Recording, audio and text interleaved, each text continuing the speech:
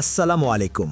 দেশ এবং দেশের বাইরে যে যেখান থেকে শুনছেন সবাইকে স্পোর্টস বাংলা আপডেট চ্যানেল থেকে জানাচ্ছি শুভেচ্ছা। চলে এলাম আরও কিছু নতুন আপডেট নিয়ে। স্পোর্টস বাংলা আপডেট চ্যানেলের দর্শকদের জন্য গতকাল রাত ছিল এক ঐতিহাসিক এবং অবিশ্বাস্য রাত। ক্যাম্প নুতে নিউক্যাসলকে নিয়ে রীতিমতো ছেলে খেলা করল বার্সেলোনা।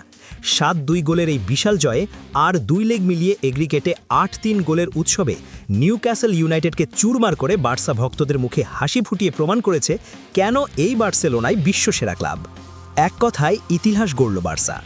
নিউক্যাসলকে 7 গোলের বন্যায় ভাসিয়ে দিয়ে কোচ হান্সি ফ্লিকের দলের তাণ্ডব দেখল পুরো ফুটবল বিশ্ব।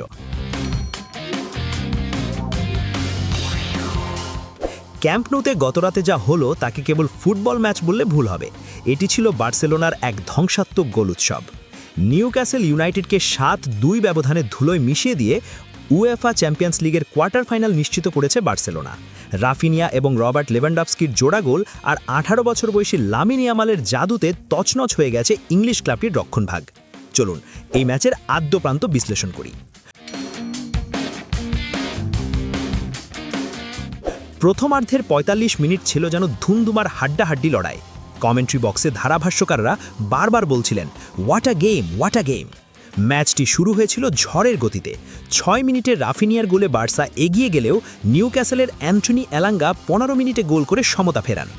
18 মিনিটে তরুণ মার্ক বার্নাল বার্সাকে আবারও লিড এনে দেন, কিন্তু 28 মিনিটে এলাঙ্গা আবারও গোল করে ক্যাম্প নুকে স্তব্ধ করে দিয়েছিলেন। ম্যাচ শুরুর সময় আমি আমার মেয়েকে বলছিলাম এই এলাঙ্গা কিন্তু ভয়ানক শক্তিশালী এবং দুরন্ত গতির এক খেলোয়াড় যে কিনা বার্সাকে ভোগাতে পারে।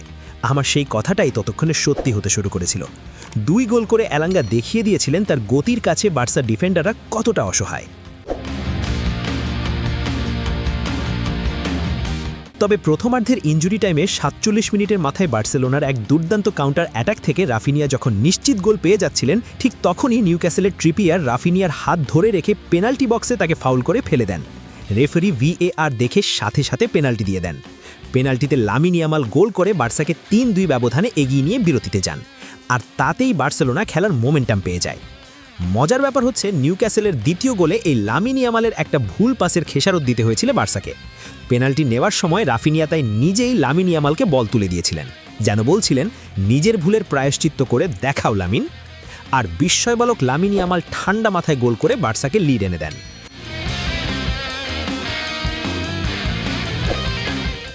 এরপর যেন পুরোপুরি বদলে যায় বার্সা।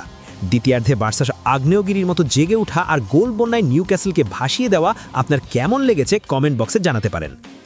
বিরতির পর নিউক্যাসল যেন মাঠেই ছিল না। ডিফেন্স চেরা দুর্দান্ত সব পাস আর মারাত্মক সব মুভমেন্ট দিয়ে বার্সার আক্রমণ ভাগ বলতে গেলে তটস্থ করে তুলেছিল নিউক্যাসলের রক্ষণভাগকে। গত সিজনে সেই ভয়ঙ্কর বার্সা যেন তখন ফিরে এসেছিল ক্যাম্প নুতে।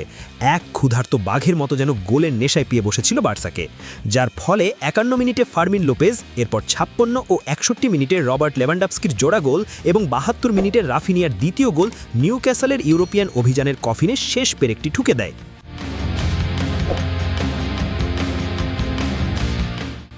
এমন অবিশ্বাস্য বার্সাকে শেষ কবে আপনি দেখেছিলেন বলুন তো? এ যেন সেই মেসি, নেইমার, সুয়ারেজের বার্সেলোনা ঝড়ও ফিরে এসেছিল, তাই না? শেষ পর্যন্ত 7-2 গোলের বিশাল জয় পায় বার্সা। রেকর্ড বুকের পাতা একদম ছিঁড়ে ফেলে দিয়ে নতুন সব রেকর্ড লিখেছে গতরাতে বার্সেলোনা। কিসে রেকর্ড চলুন জেনে নেই। নাম্বার 1, চ্যাম্পিয়ন্স লিগে কোনো ইংলিশ ক্লাবের সবচেয়ে বেশি গোল হজম করার লজ্জাজনক রেকর্ডে টটেনহামের পাশে নাম লেখালো নিউক্যাসল। নাম্বার 2, নতুন ক্যাম্প নু স্টেডিয়ামে ফেরার পর 8টি হোম ম্যাচের সবগুলোতেই জিতেছে বার্সা এবং প্রতিটিতে অন্তত 3টি করে গোল করেছে। নাম্বার 3, রিয়াল মাদ্রিদ ম্যান সিটিকে বিদায় করার একদিন পরেই বার্সেলোনার নিউক্যাসলকে উড়িয়ে দিয়ে লা লিগের শ্রেষ্ঠত্ব প্রমাণ করল। নাম্বার 4, এটি 2011-12 সিজনে বায়ার লেভারকুসেনের বিপক্ষে 7-1 গোলের বিশাল জয়ের পর চ্যাম্পিয়ন্স লিগ নকআউট পর্বে বার্সার সবচেয়ে বড় জয় রেকর্ড। এই ম্যাচে বার্সার ক্যাপ্টেন রাফিনিয়া যেন ছিলেন এক আয়রন ম্যান। পুরো মাঠেই দৌড়েছেন, আক্রমণ ভাগ থেকে রক্ষণ ভাগ সবখানে নিজেকে উজাড় করে দিয়েছেন। রাফিনিয়া কেবল 2টি গোলই করেননি, 2টি অ্যাসিস্টও করেছেন। তার সৃজনশীলতা নিউক্যাসলের রক্ষণকে দিশেহারা করে দিয়েছিল। এছাড়া 18 বছর বয়সী লামিন ইয়ামাল আবারও স্নায়ুচাপ সামলে গুরুত্বপূর্ণ পেনাল্টি গোল করেছেন এবং লেভানডফস্কির এক গোলে অ্যাসিস্ট করেছেন।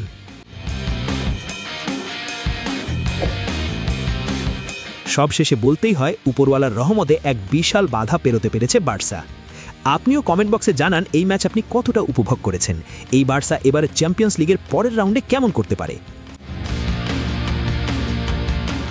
আপাতত এ পর্যন্তই। সবাই ভালো থাকুন, সুস্থ থাকুন, নিরাপদে থাকুন এই প্রত্যাশায়। আল্লাহ হাফেজ।